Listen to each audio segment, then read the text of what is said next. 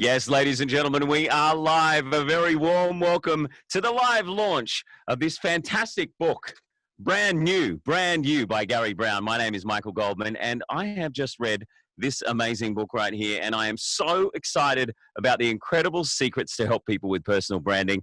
Share this link right now if you're watching the Zoom for a chance to win a signed copy. He might even write you some personal advice in there as well.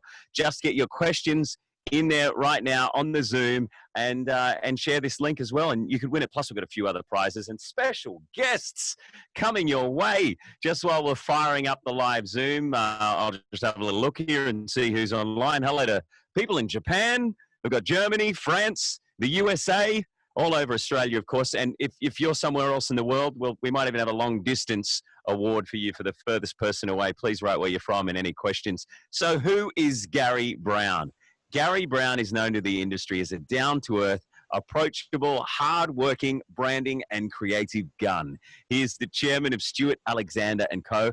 And over 40 years, he's launched international brands into Australia such as Tabasco, Chupa Chups, Mentos, Fisherman's Friend, Gillian Chocolates, how good are they? And so many more. Garry's renowned for his passionate, energetic, and dynamic approach to his own personal brand and has mentored many others. He's always had a passion for trademarks, and the brands in this book that he writes about are incredible. Brand new, brand you. In the book, he shares his secrets from over 40 years of experience and helps people to look at the world in a different way and encourage a branded approach to life. He helps in understanding the dynamics of building and maintaining a strong, positive personal brand and how this can build self-esteem in those who don't have it and develop those who have this self-esteem to craft and create better positioning for themselves in personal and business life. Enough from me. So just one more quote out of here that I really like from Jeff Bezos. It says, "Your brand is what other people say about you when you're not in the room." Well, ladies and gentlemen, he's in the room now. The one, the only, Garry Browne. Yes. Mr. Brand New. Thank you. Brand new. G'day, Garry. How are you, my friend? Very well, Mike. How are you going? I am splendid. Welcome to your book launch. How does it feel? Thank you.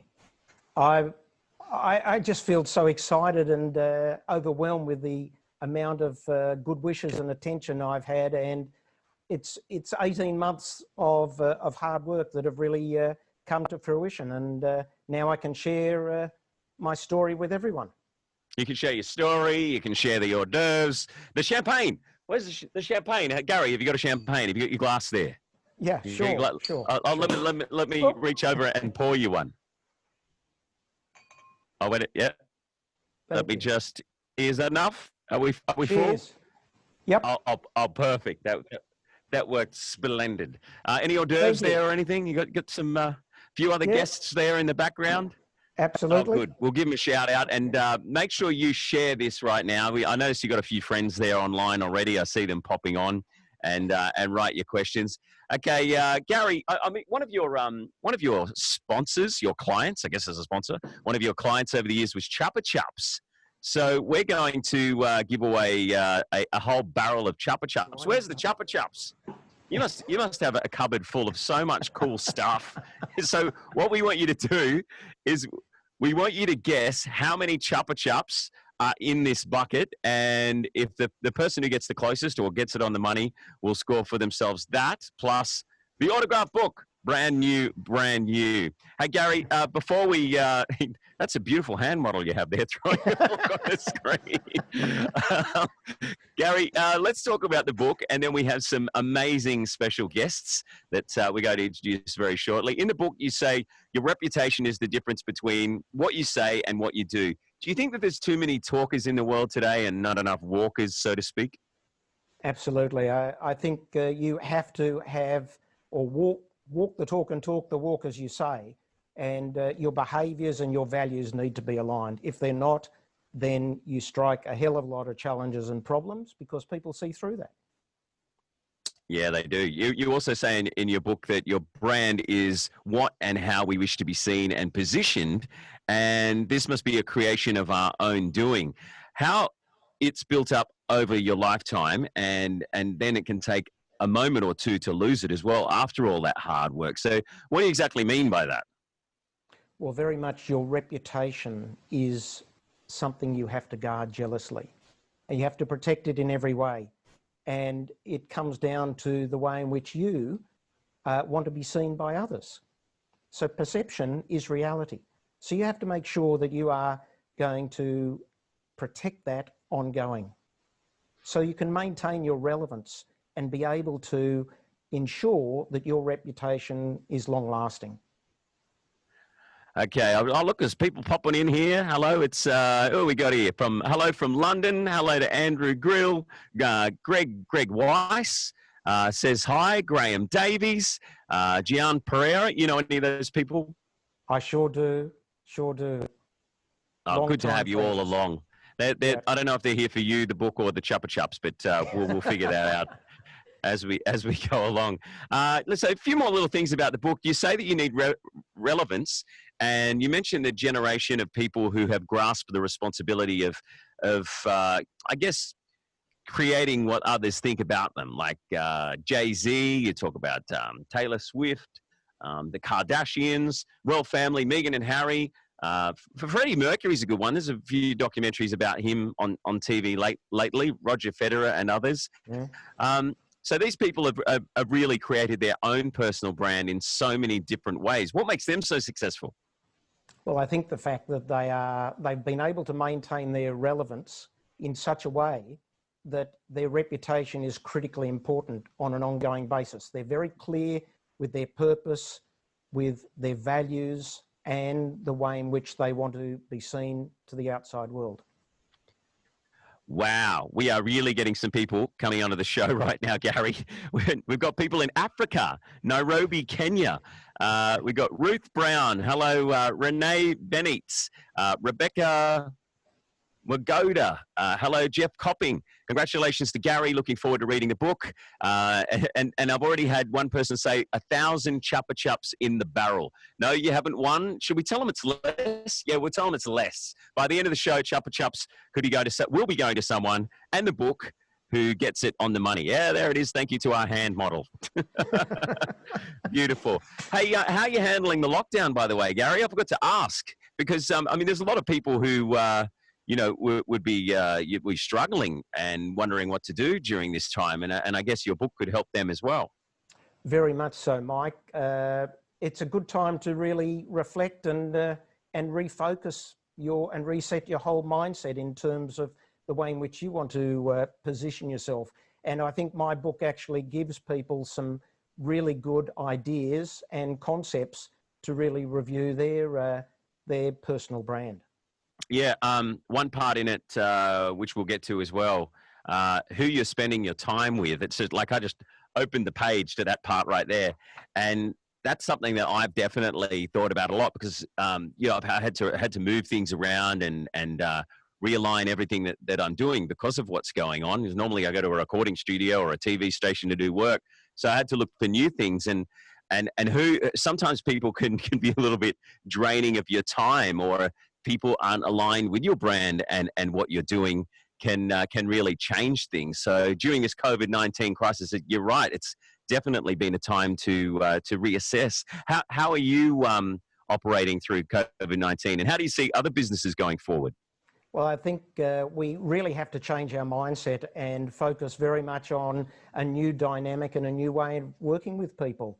And that's going to require quite an innovative approach. And you're seeing a lot of that with the way in which people are interacting more on Zoom and more in terms of the way they want to use technology, which is critical these days. Speaking of technology, Chelsea Ford, can you please stop calling them Chubba Chubs? They're not Chubba Chubs. They're Chupa Chups, Chelsea Ford. And no, you've got the number wrong. Keep guessing. In the book, you talk about people at different stages of their lives. Does it matter what age you are when it comes to maintaining your relevance and your brand? Absolutely not.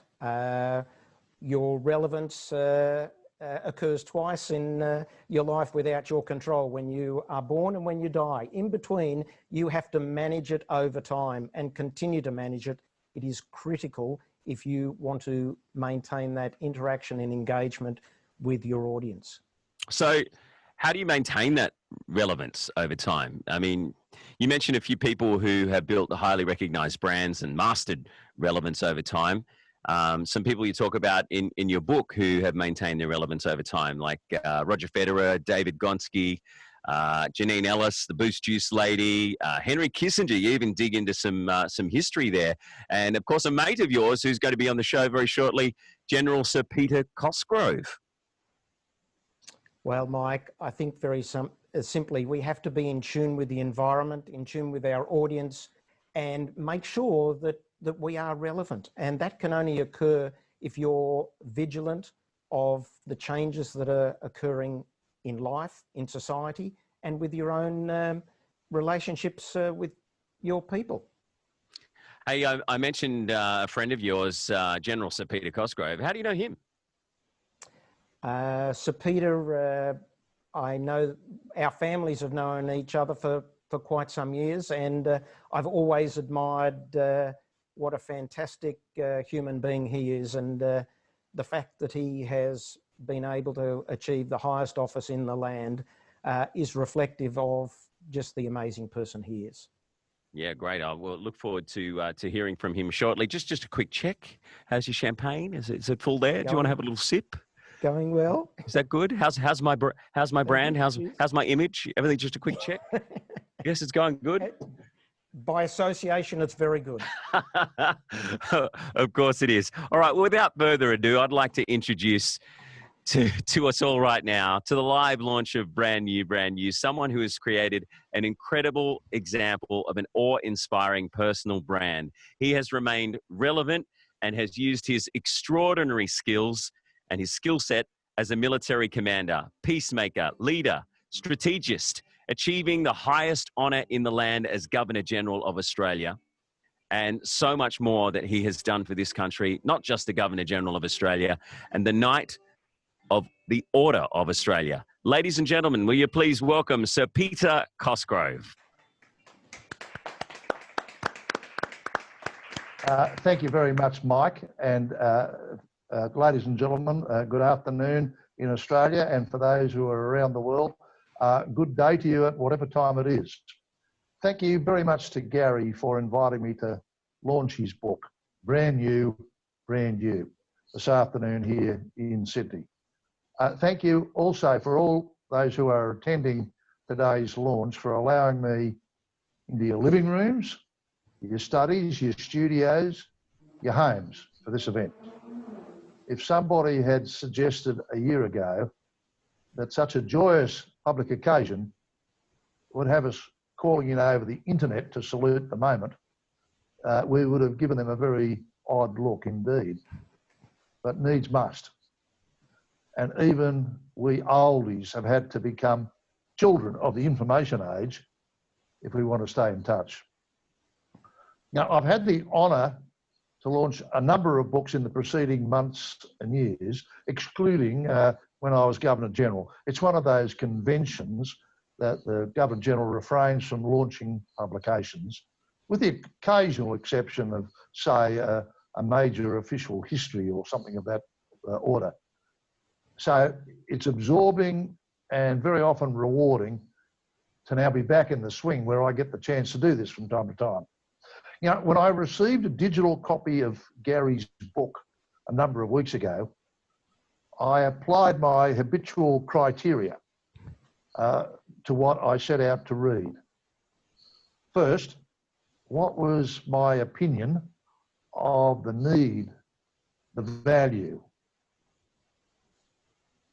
the purpose of what was written? That is, what eager readership would be invoked by the author. Secondly, what were the theses, the propositions, the arguments and advice put forward by the author? And what was the persuasiveness and the energy, if you will, within the pages of the book? Lastly, how digestible, how arresting were the style and the expression of the author?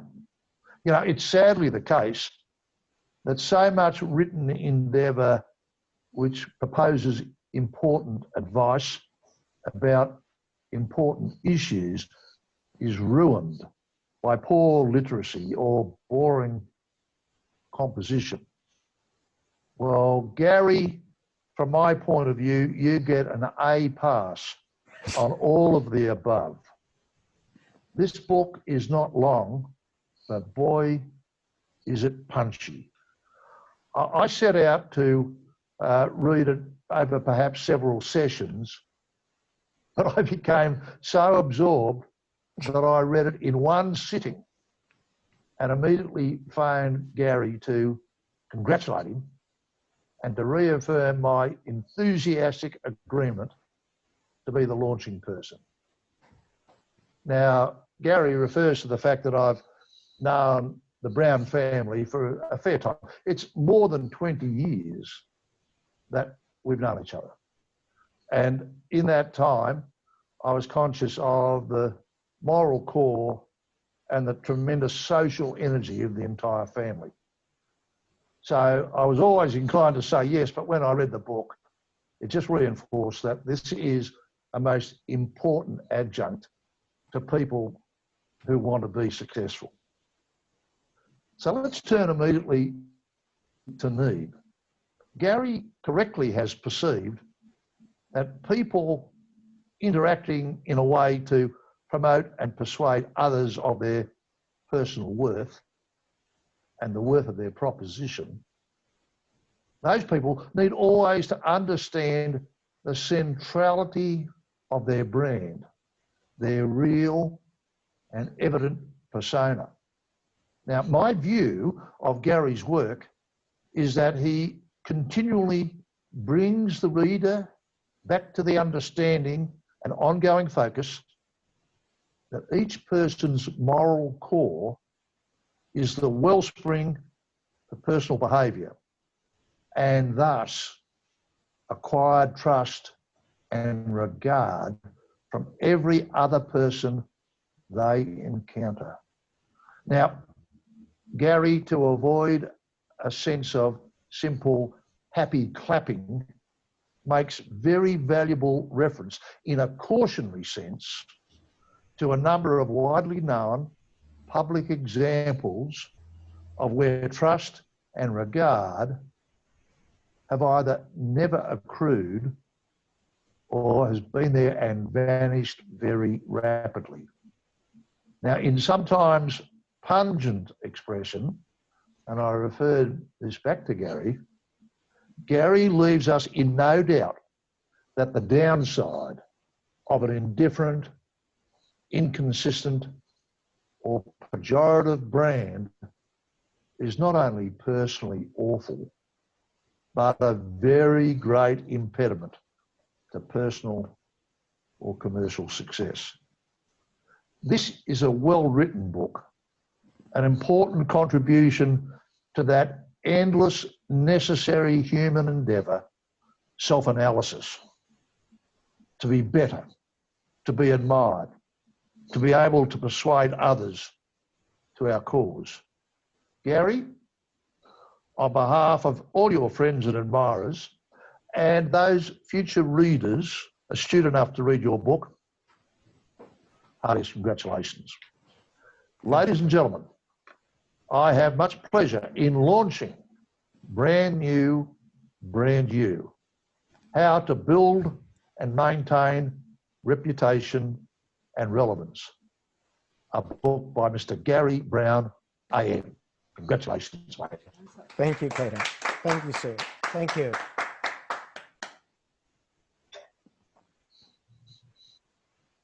Can't hear Mike. And let's have a toast, shall we?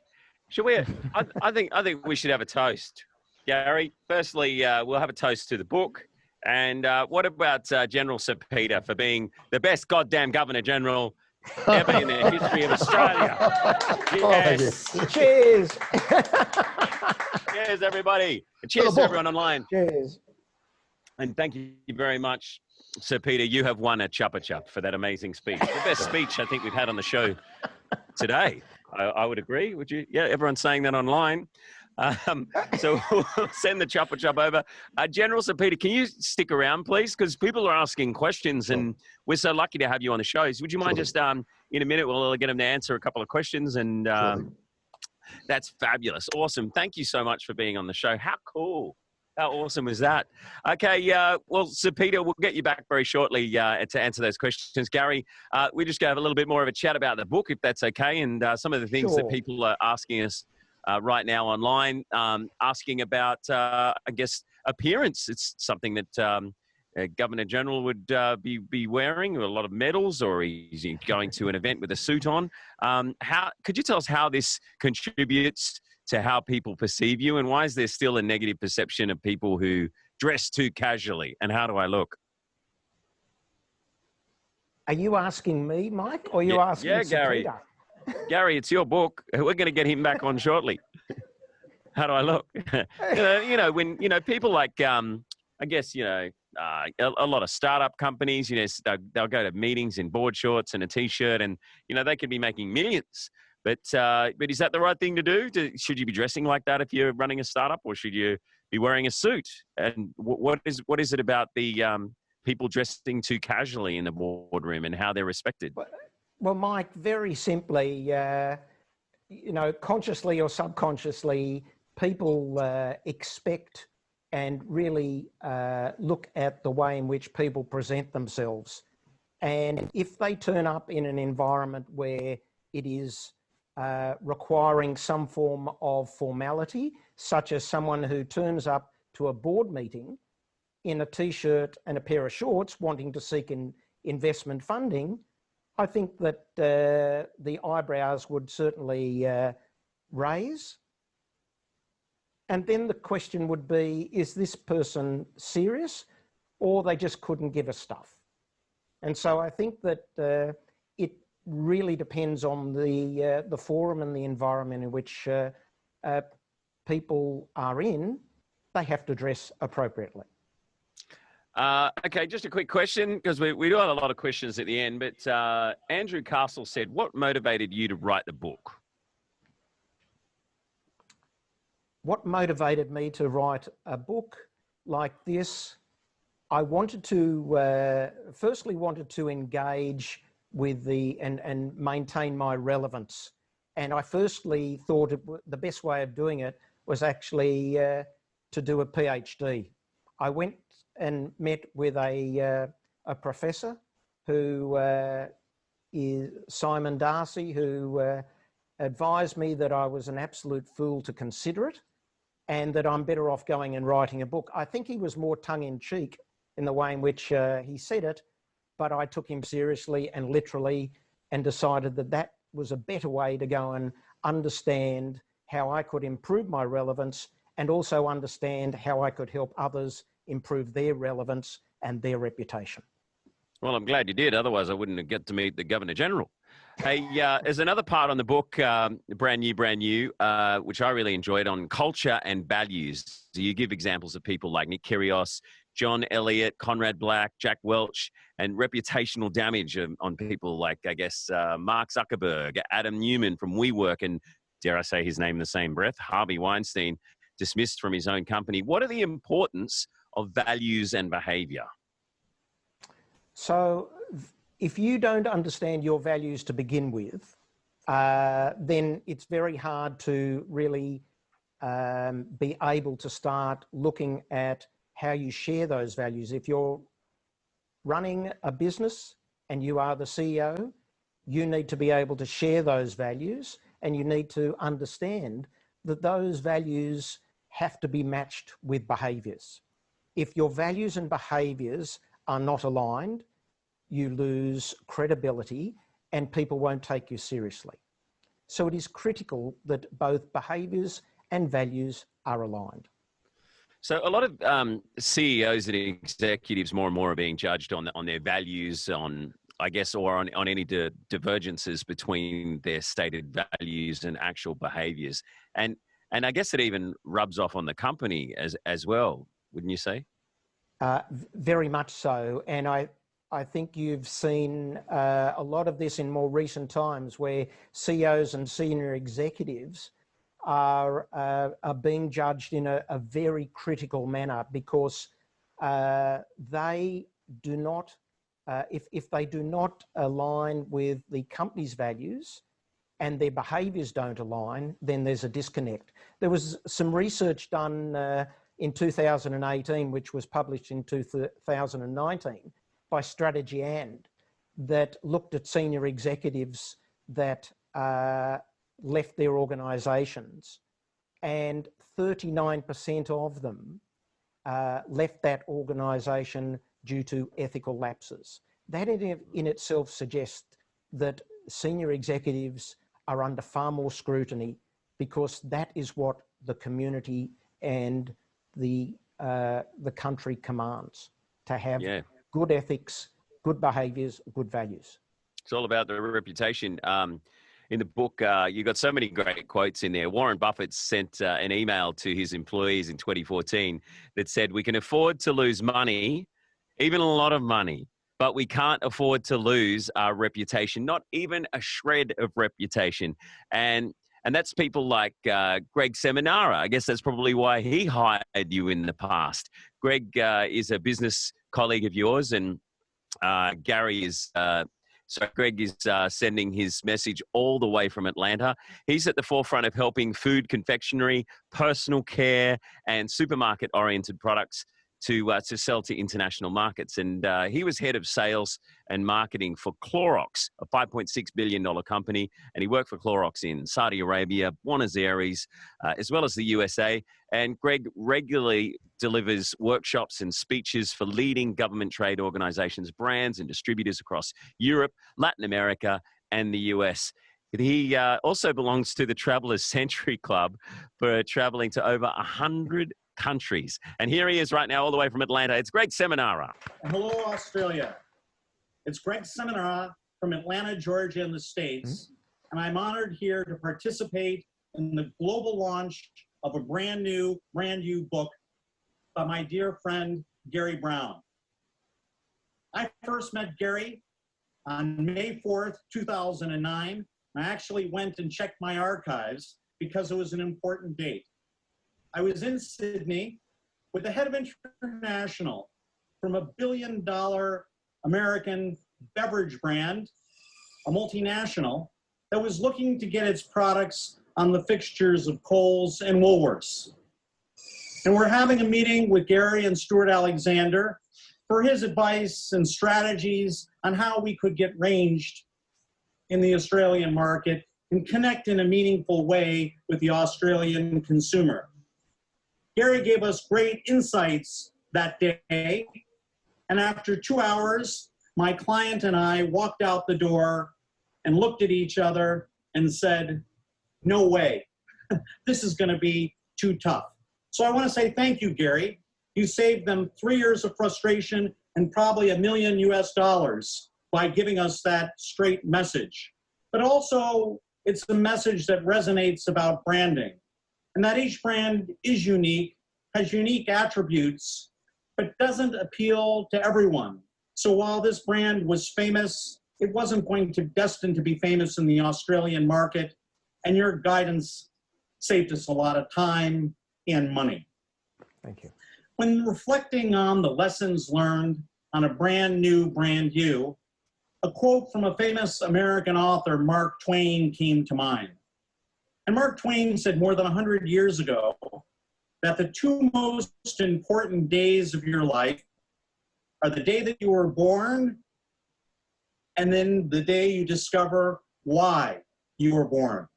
As we reflect now in a time of COVID, I think we've been given a gift of time to reflect on our own brand. I don't know what the new normal looks like, but as we look back on these 6 months where we've been quarantined, we've been given an incredible gift, but that gift will be squandered if we don't look back and say, what changes did I make in that last 6 months? What did I learn new that I didn't know before? How did I teach others? What did I accomplish for my wish list? How many friends that I hadn't chatted with in a while did I reach out to? Because we truly have been given a gift of time to reflect and develop our own brand. Sometimes our brand begins at birth, as Mark Twain said. And at my advanced age, and no, I'm not as old as Garry, I don't have the benefit of looking back too far. But the gift of a brand new brand you gives us a fresh start to look at our brand and what it means. And the greatest gift that I can say is I want to give this book to my 3 daughters who are still early in life in their 20s so they can help plot their brand forward. Thank you very much, and congratulations, Garry. I'm sorry, I think I just talked away and I look like a Muppet with my lips just moving. Let's do that again. Round of applause for Greg Seminara. What a dead set legend. And cheers to him. It just looked like I was just having a few drinks on my own then, didn't it? So that was great. How are you going so far? You enjoying the show? Yeah. You enjoying the show there, Garry? Everything good? Yeah, absolutely. Going well, Mike. Going well. Okay, so on to the Chuppa Chups. Can we just give a quick shout out to all the people who have been playing the Chuppa Chup competition and win that whole bucket of Chuppa Chups, one of the brands that Garry launched into Australia. Andy Castle said 365. Maria Scott said 99. Justin Kern said 999. Rodney Marks 350. Eric Easterbrook 373. No, you're all wrong. Let's just say that it's less than 350 and more than 99. So we'll announce the winner as soon as we can, as soon as we get the exact number. We got 75. No, that's wrong. That's too low. John Given says 225. No, that's too high. We'll get back to you in a minute. So a couple more things just quickly in the book, if we could talk about, Garry. I was really interested in your chapter on social media. It's very relevant at the moment. Media's exploding. I noticed Mark Zuckerberg and YouTube, their values going through the roof during COVID-19. And social media, in terms of your book, you write about how it can absolutely impact your reputation and your relevance and the power to instantly ruin your brand. I mean, one of the examples, I guess, is Israel Folau and what happened with Qantas. What advice would you give to young people who have a prolific social media channel and they might be letting it all hang out, if you will? Social media is terrific for building your reputation and maintaining your relevance. The important thing is that you need to be conscious of the fact that social media needs to be managed. And on that basis, you really need to ensure that you protect it in every way. It is a very important part of any strategy for young people these days, but you have to recognize that if you do write anything, you do post anything on social media, make it such that it doesn't come back to haunt you, because that's what can damage and ruin anyone's reputation. Facebook posts, and I think in the book I mention a number of politicians who have had a situation where it's come back to haunt them. Yeah, you got to watch that. I mean, and if you've got an opposition, I mean, they're going to go through every single tweet that you ever write, and that can be in business as well. And they'll be trying to ruin your brand because they want to beat you. Networking is also a big part of developing a reputation, creating relevance, and being seen. How careful do we need to be with who we are seen with? You've heard the terminology of guilty by association. Yeah, or if you lie down with dogs, you're going to get fleas. That's exactly right. And critically important that whoever you network with, that they have a good position from your perspective in terms of their brand and their reputation. But by the same token, people will only connect with you when they recognize the people you associate with. So it's important that you are recognizing this, because there will be a point at which some people will have their values tested. And if you are associating with them, then your values will be tested as well, and you will have to make a choice. So much to know, so much valuable information in this book. And, I guess you could take in everything in the book, but you still need a mentor. How can mentoring help you grow your relevance and distill your values and give you a reality check of, who you are and where you are and what you might need to change about yourself? I know that you mentor a few people, and there's no doubt that it's an invaluable asset to anyone wanting to build their career. How do you choose the perfect mentor? Well, Mike, as you know, I not only mentor, but I have been mentored myself and still to this day. And a mentor is different to a coach. A mentor will give you encouragement on a journey and will ensure that they look after you as an individual. They're not necessarily driven by the outcome. They're driven about the development and the caring aspects that are so important for mentoring. I think the best way to look at choosing a mentor is finding someone who's had direct life experiences, who can actually share those with you, because they're the sort of people who will help you and maintain you on your journey. Okay, I'm being mentored on my phone by the boss right now from AC Agency, who we're working with on this this great launch, and they've said, close the competition. We've got too many winners, so we're going to give away 4 winners of Chuppa Chup buckets. Lynn A, Deborah Maybloom. Oh, there's the hand model. That's a different hand. Is that the same hand? Julian Day and Daryl Sachs. Congratulations. The answer was 150, and you all score a copy of Brand New from Garry Browne. One last question before we bring the General back on. You mentioned Tom Peters in Brand New, saying that people should reinvent themselves on a semi-regular basis. Actually, you know what? I kind of reinvented myself after reading your book and understanding a lot better what you're all about. Because like years ago when I started on Big Brother in 2001, 20 years ago, I was wearing jeans and a t-shirt, and then I went to shirts, and then I went to suit jackets, and then I went to zany suits. And I thought, let's I've been reading this branding book by Garry Browne. I better class it up. Thank you to Will Valor for dressing me for this show. And so I've decided to go the best. But you've been saying that people should invent themselves on a regular basis, like I'm trying to. And you talk about the stages of personal branding, and I guess it'd be early adulthood would be different to, say, professional maturity and your wisdom and your retirement. Who would you say the people out there who are watching us right now would most gain from reading your book? Mike, I think everyone you mention will gain from this book. It is written for people who are either starting out looking for a job, who are moving in their career and want a step change, those who are looking to change their whole career, those who've been retrenched, those who are wanting to slow down. It's there for everyone. It's very much about ensuring that your relevance and reputation is not a set and forget. You have to continue to manage your relevance and your reputation. If you don't, someone else will.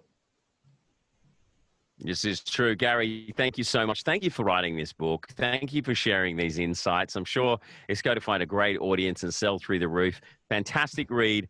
Absolutely valuable. It's on sale now. Thank you for doing this today. And thank you to everyone for logging on. We're throwing the lines open right now to take questions. You ready for some questions? And we'll get the General back on, General Sir Peter Cosgrove. Are you still there, General?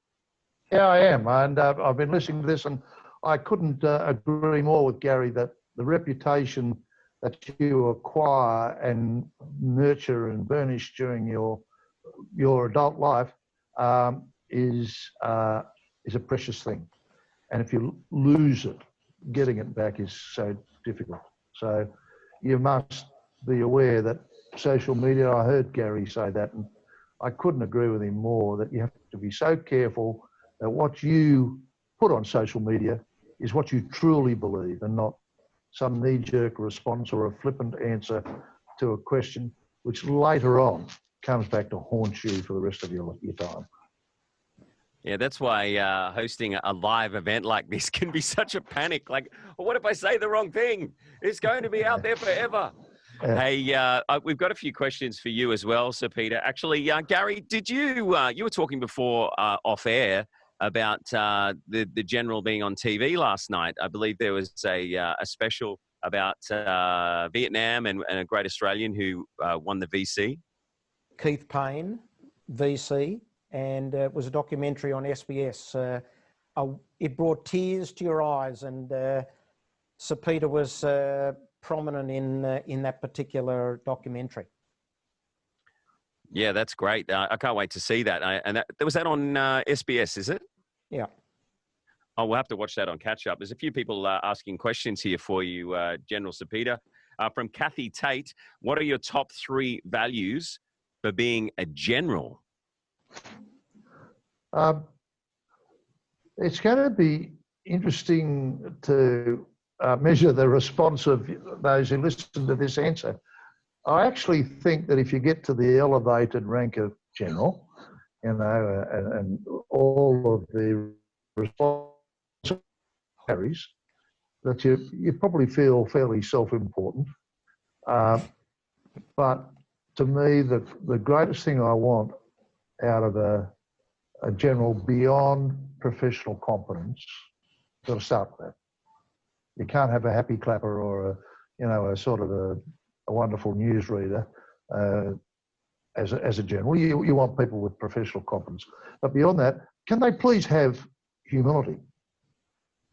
Because only humble people understand how human they are, and that they will make mistakes, and they will seek advice and reinforcement, and they will continually strive always to know what they need to know before they make decisions. There is no God-given infallibility. It's simply a man or a woman who wears the rank with the responsibility, doing their best. A humble person is actually not a person who is shy or lacking in self-confidence, but they realise that every word they say, every decision they take is made by a human being with no special qualities. Just get on with it. And you can read about it in his new book, Brand New, Brand General. Hey, I hope I'm not saying the wrong thing. I'm just grabbing questions at random here.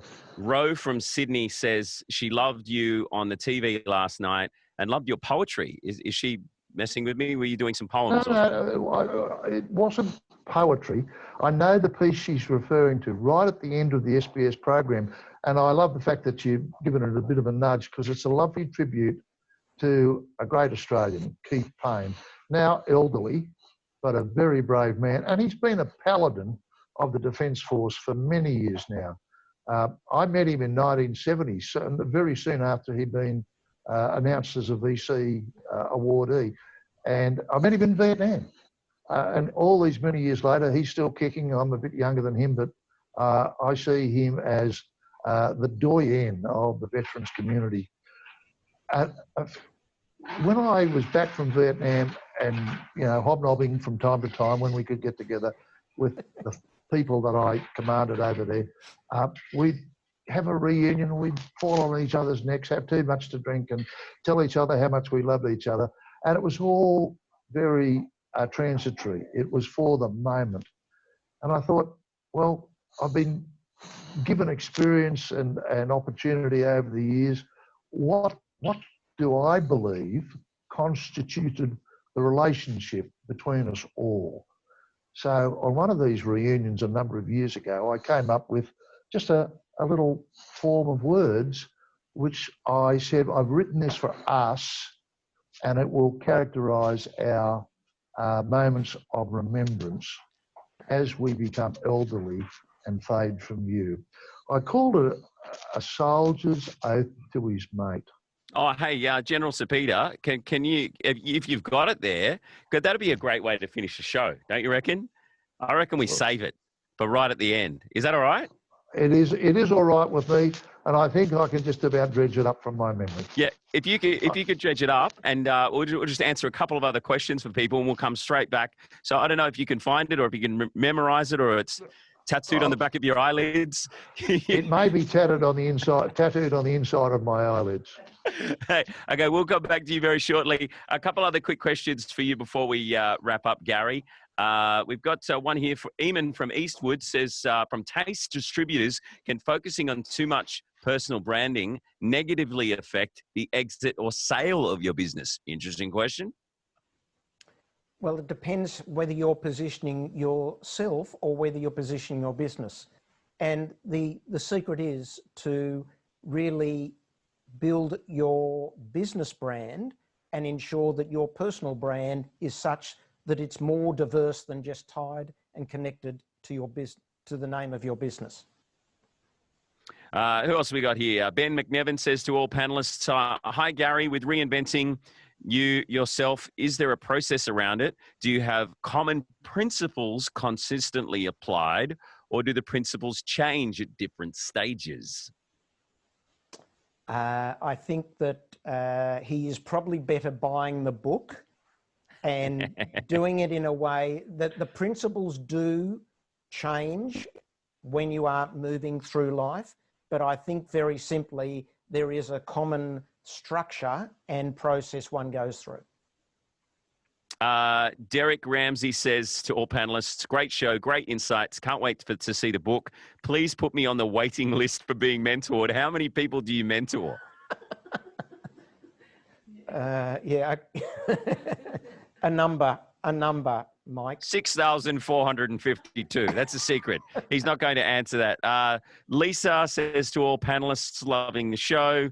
Eamon said your question. Daryl Sachs and Michael, there's all these chuppa chup. I'll go through all the chuppa chup answers. We've already given away the chuppa chups.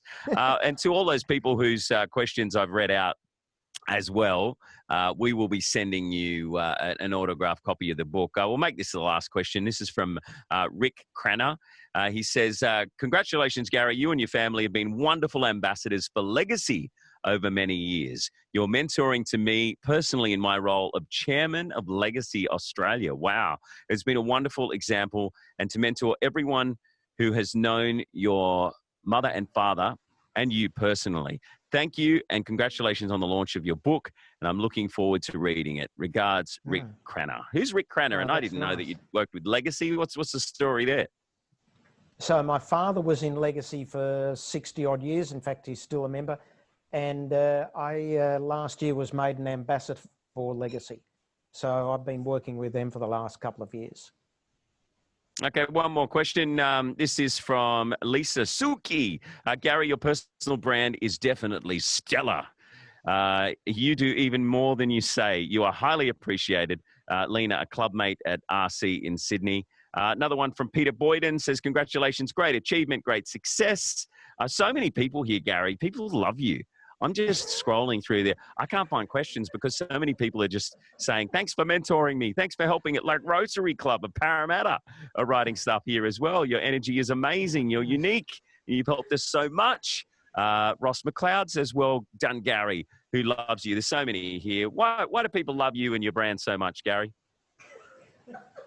I think because I love them. I think maybe we should have a champagne and we could wrap up the show. Where can people buy the book, Gary? I know I should know that being the host. I'm sorry. You've already said that, haven't you, Mike? I haven't said it. I know it's Dymocks. It's QVB. You buy it online at Amazon. Yep. Booktopia. How much is it? $24.95. Cheap. That's cheap. That could change your life. Okay. Sorry, General Sir Peter Cosgrove. Would you like champagne? No, I've got a saucy red going on here. Oh, what are you having a saucy red? What are you drinking?